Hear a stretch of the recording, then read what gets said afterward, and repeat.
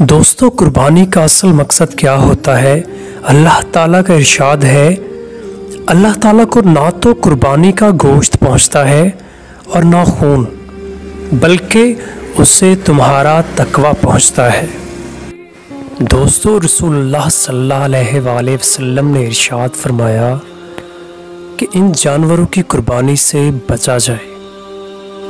ایسا لنگڑا جانور جس کا لنگڑا پن بالکل عیاں ہو، ایسا کانا جانور جس کا کانا پن واضح ہو، اور ایسا بیمار جانور جس کی بیماری ظاہر ہو، ایسا لاغر کمزور جانور جس کی ہڈیوں میں گودا بالکل نہ ہو۔